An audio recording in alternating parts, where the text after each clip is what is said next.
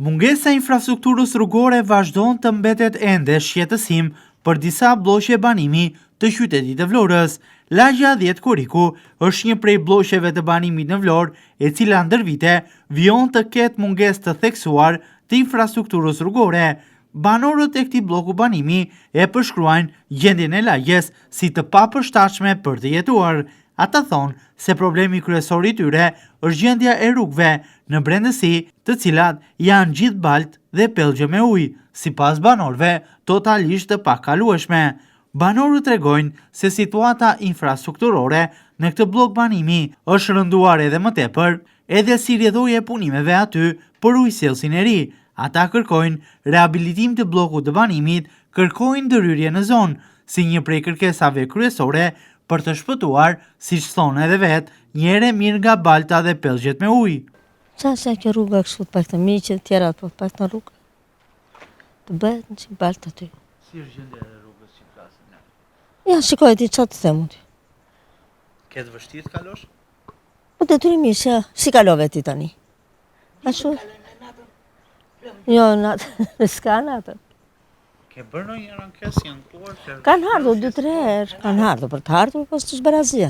Edhe ky projekti besoj ujësellsi që u bë këtu tubot e reja që unë e bërim Do është katron fare. Tani do rregullohet një, do prishin një, po paktën çodor, po jo fare.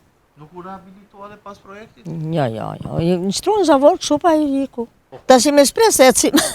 Zonë të vinë fëmijët për të dalë një xhiro te gjyshja. Pse?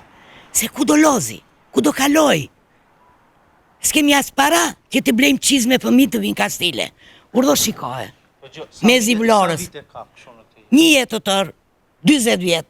Janë shumë familje apo jo? Shumë familje. Po çfarë? Domethënë, çfarë ndodh? Keni bërë ndonjëherë kërkesë? Sa herë kanë ardhur e kanë parë çdo gjë. Ndërkohë, banorët thonë që edhe projekti i ri që kaloi për ujësellsin e bëri dhe më keq situatën. Më keq, ajo na i bëri kështu më keq. Si e përshkruan lagjen sot? Unë në kohën e baba Qemos. Gjithë gropa dhe baltë. Po, gropa e baltë. S'ka as çizme të blejmë tani se u prish fabrika që të kalojmë. Është që të ecësh në këto kushte? Po, natën nuk dalim. Vim tani në mëngjes, natën nuk dalim.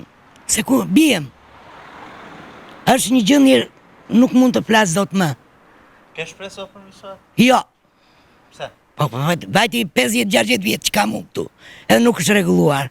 Pse do rregullohet tani? Vlen të theksohet fakti se bloku i banimit 10 Kuriku është i rrethuar nga të gjitha anët me asfalt. Rruga Pelivan Leskaj dhe ajo e Centrales të asfaltuara, ndërsa problemi mbetet tek segmentet në brendësi të lagjeve, të cilat janë gjithë balt dhe pellgje me ujë të ndotur.